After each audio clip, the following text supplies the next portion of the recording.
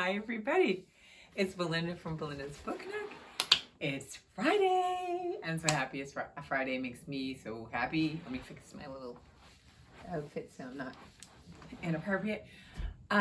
Super happy it's Friday. It's decent. I worked out my patio a little bit today, so that made me happy.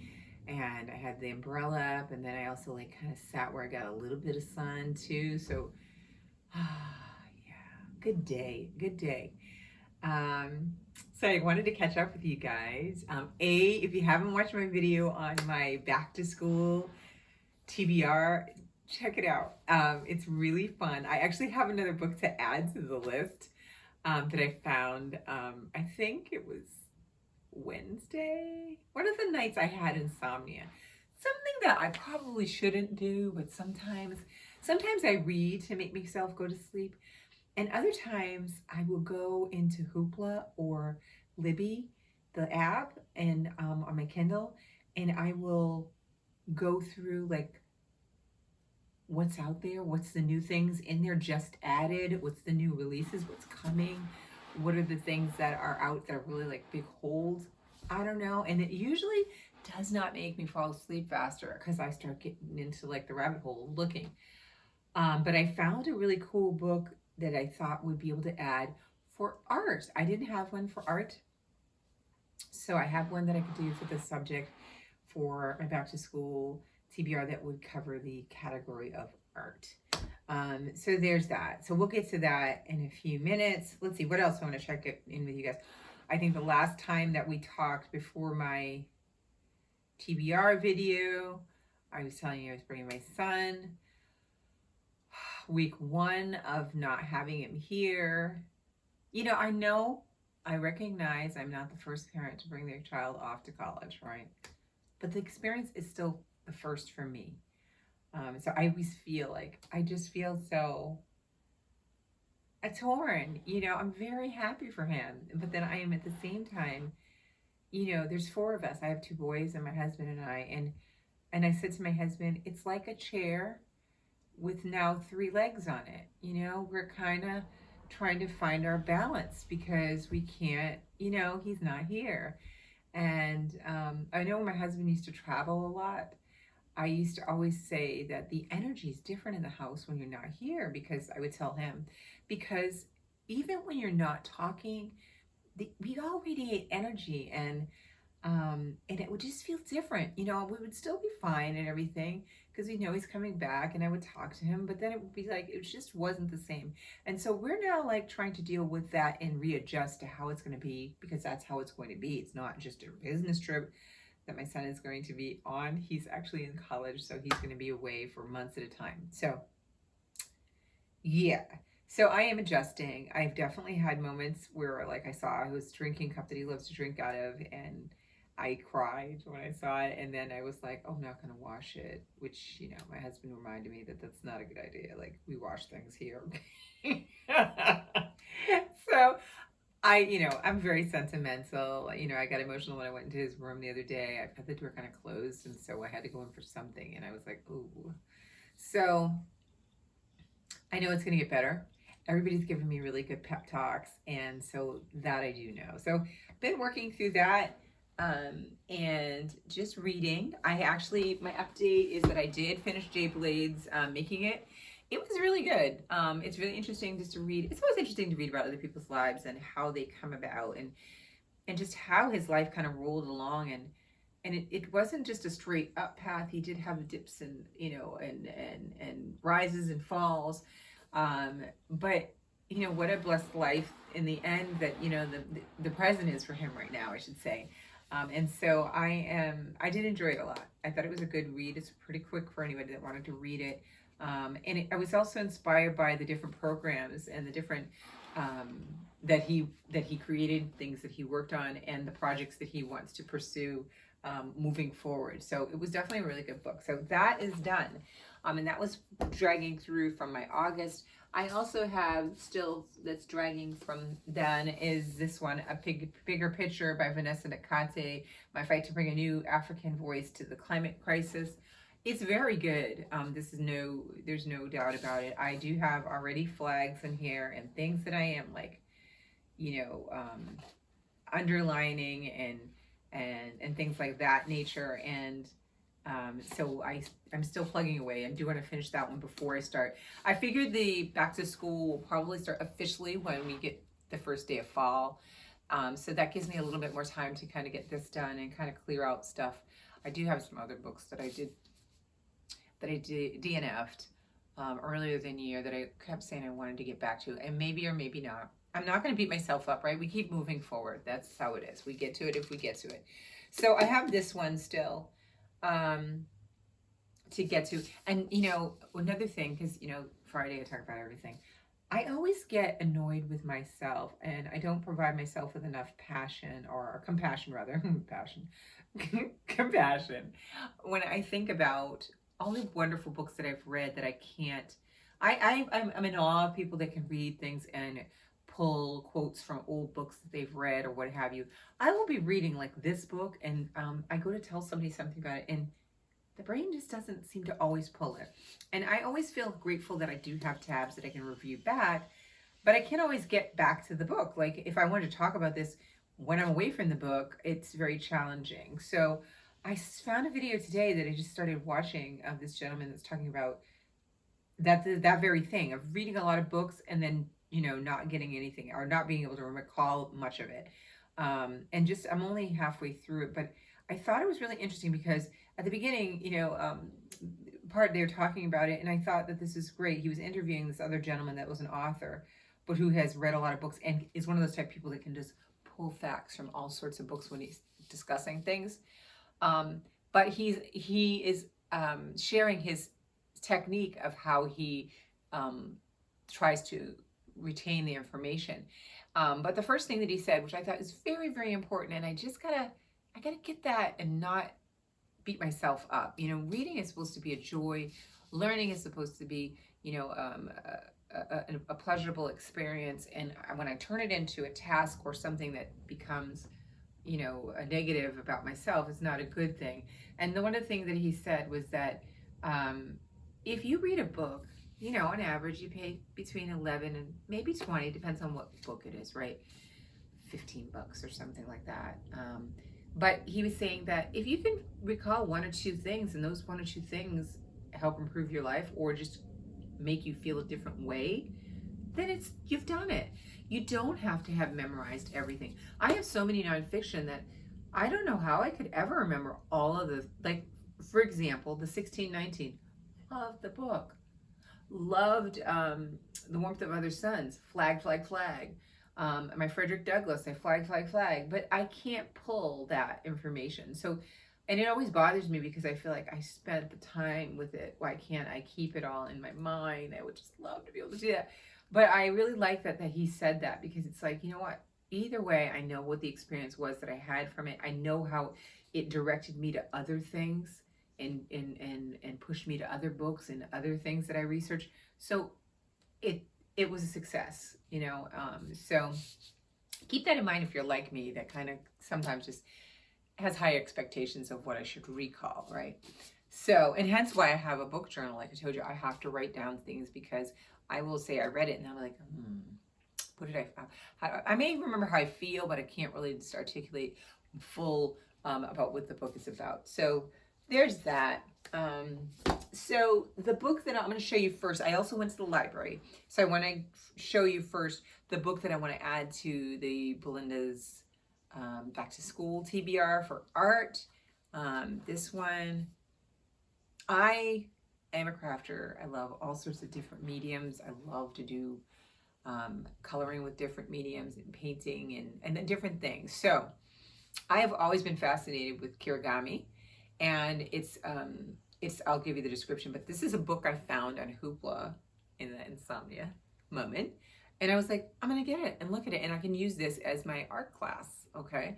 And again, being, not putting too much pressure on myself, whatever I walk away from it, if I just walk away with the history of it, or if I walk away with a small technique or an inspiration that helps propel another creative project, then I've had like success. So I think that's going to be something also that I should try to finish this year off, but is a good goal next year when I read books, so that it will continue to let me have more pleasure when I'm reading, as opposed to the task of, I'm going to come away with this with so much information, I'm just going to rock anybody's world that wants to talk to me about something. Yeah, okay.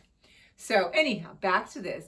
This is the cover of it, and you know how I am. I don't know if you guys can see it, but this is the cover. I'm going to tip it and move it, tip it and go back and forth, because I hate when I go back and look and I say you guys can't see the book. But it's called Kirigami, Fold and Cut to Create Beautiful Paper Art by Monica Silmi, maybe, or Kim. Yeah, I'll say Silmi. And so that's what it looks like. Do you see how it is? So there's cuts in the paper, but it also gives it dimension, and it's so beautiful. There's so many. Etsy, there's a lot of people that do a lot of beautiful art on there, and there's people that do things for big presentations for businesses that are really nice like that. So I've always been interested. So let me read a little bit so you get a little background. So on the introduction here, just the first paragraph here, it says, the word kirigami comes from the Japanese kiru, to cut, and kami, paper. Paper cutting in Japan dates from the 4th century AD, soon after the invention of paper in China. Kirigami came to be considered a serious art form in Asian culture from the 17th century onward. In Japan and China, kirigami designs were used to represent wealth, perfection, grace, elegance, and the relationship with nature and the universe.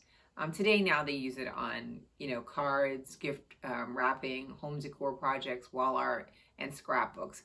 And it's also taught in schools as part of the curriculum because primary symbolism is very important in Asian culture.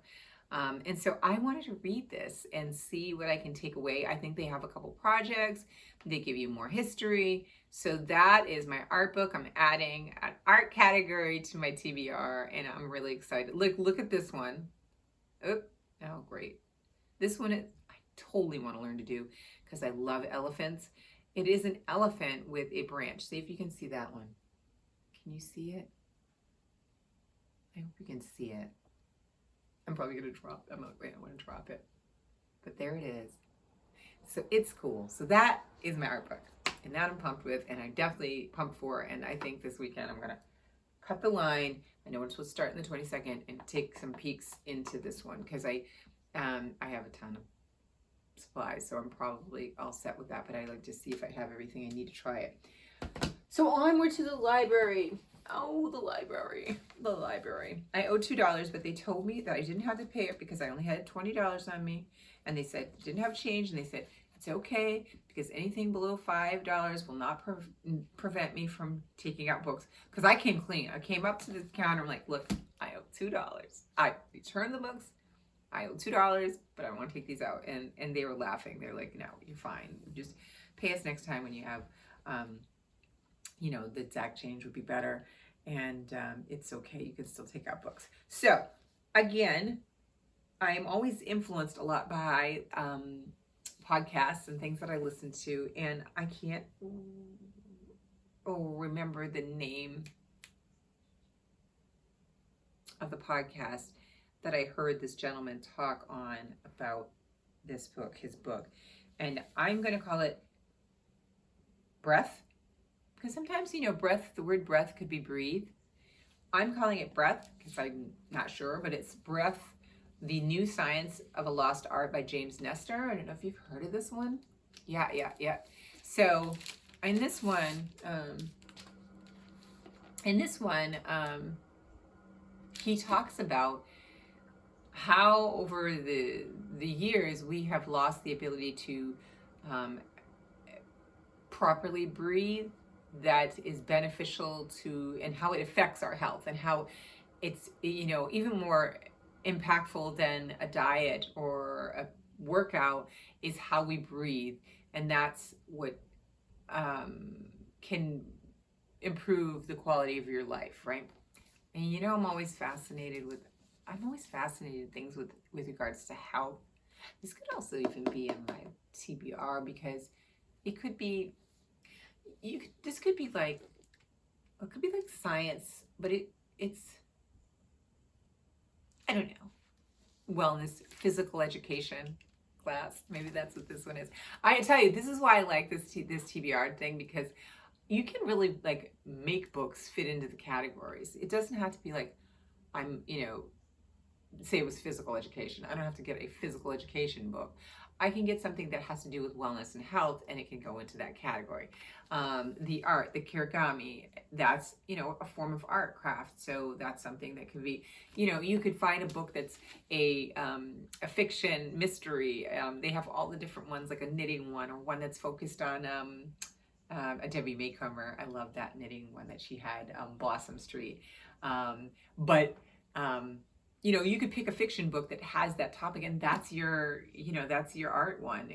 So if you do it, it's an opportunity to get the books that you want to read that you have on your shelf, and in a fun kind of way, So this one here, let me read a little bit about, I said that, but let me see if there's anything else I can help you with. It says, there's nothing more essential to our health and well-being than breathing. Take air in, let it out, repeat 25,000 times a day. I love things like that too. See, that's one of those things I'd be like highlighting. Yet, as a species, humans have lost the ability to breathe correctly, with grave consequences. Journalist James Nestor travels the world to figure out what went wrong and how to fix it. The answers aren't found in pulmonary labs, as we might expect, but in the muddy digs of ancient burial sites, secret Soviet facilities, New Jersey choir schools, and the smoggy streets of Sao Paulo. Nestor tracks down men and women exploring the hidden science behind ancient breathing practices like pranayama, sudarshan, kriya, and tumo, and teams up with pulmonary tinkerers to scientifically test long-held beliefs about how we breathe. I know that when I read, remember back when I did for the nature reading, I read, here's an example of not being able to pull the title or the author. But remember the book that I read about the female diver? And yeah, you probably all are like, oh, I remember that name. But anyhow, I remember that they talked about how the divers actually train themselves to hold their breath for very significant amounts of times to be able to do that. As a profession, and also as for leisure. And she was like really at the top of her game with that. So I would be really curious of how, what he has to say in this book, because I think that it definitely seems really possible that could be something that could be improved, that can help you. And I like books that say, you can do these things. It's not like it's something you have to go away for in a retreat, or you have to spend all these, you just take the book out of the library, read it, try some of the things, at least, process what you think and give it a try. So there's that. It could actually go into the TBR too if I get to read it, but I pulled it out of the library because I was very curious after I listened to him talk. The other thing that I found, and I was in the adult nonfiction section, but then they had a newer area that they put they're calling them adult graphic novels, which I find so interesting. Like, I get it. It's not like elementary type, but it's kind of funny how like there's graphic novels and all different, there's YA graphic novels now, we have adult. And so, yeah. So in that one, I found this one, the cover totally just pulled me in. I was like, I don't really know what it's about. Just want to look at that art. And that's just really interesting how colors and shapes and things like that can really affect you. So this one's called Feelings, A Story in Seasons by Manjit Thap. I'm not sure if that she says it, or Tap, but this is the cover. Look at the cover, right? Something about like all of the colorful lines around her face, and I feel like there's warmth in her, like a glow to her face, and she's just so peaceful, and I wanted to read it. So I will show you just a couple pictures inside so you can see. The graphic style inside is gorgeous. So I'm super pumped because I love graphic novels, and this one, I love when I find one that I just never heard about either. So as it says, enter Manjit Thap's, I'm saying it that way, I don't know how to say it, world, where you'll find moods that change as quickly as the weather, the different shades of anxiety and hope that each new season brings. the stages of joy and pain that fuel our growth. Come along on a gorgeous visual journey through one young woman's year of emotions, from the saturated highs of early summer to the gray isolation of late winter, articulating and validating the range of feelings we all experience. This is a book that allows us to feel connected and comforted by the experiences that make us human. You know, I didn't even read the back of this at the library. I told you, I looked at this and I went like this thing quickly, and I was like, I love it. I'm inspired by it. And I love listening to the back. I'm really happy because I really, really, really want to look into this one. This one and the Kirigami might jump in a little earlier than the time, but because I have to finish this one. But come on, like, this is important, this is good, but this sounds really nice. And the Kirigami is just beautiful. I know I'm just gonna be like, oh, look at that. So that's what I'm going to do this weekend. I don't know what you guys are going to do. Oh, the other thing I was going to show you and share with you is my sister gave me this. And it's good that I'm filming this earlier in the day, because otherwise you would see it empty and not really get what it is, or it would be as exciting. As you can see, it is for snacks. So the bottom, like, they all screw off, and you can stack them in different orders if you want to as well. It has a little handy, I don't know if I showed this to you, so I did. It's one of those things, you know, that memory thing. But it has a little handle I can carry it. So I have in it, for today, I had some almonds. These are called Snap Pea Crisps. They're kind of like, if you've never had them, they're like the texture of a cheese puff, but they don't taste like cheese puff. They're actual snap peas, and I guess they freeze dry them to make it like this. A hint of salt. I get the lightly salted.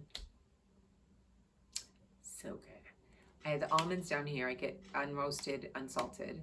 And then I have apple. And each day I've been kind of like figuring out what it is that I feel like the day is going to be. Like today I needed a little crunchy and salty with some sweet, and then something that I thought was more healthy, right? So, but some days, like, I'll have these other crackers that I like, or I'll put hummus down here and tortilla chips in here or something. So I've been using them. I bring them also for work, but I also been using them as my, like, reading snacks. So, like, it's kind of fun to see what snacks I'm going to eat with my books and stuff. So I thought I'd show you. I don't know if I showed you already. If I did, just pretend it's noon and you're like, oh, I like that. Belinda, that's great. I am so crazy. Anyway, I want to hear what you guys are reading this weekend. How are you doing?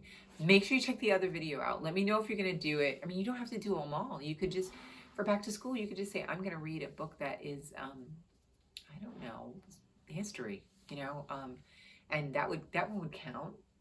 You know, it's not like you have to do all the topics. Let's be for real.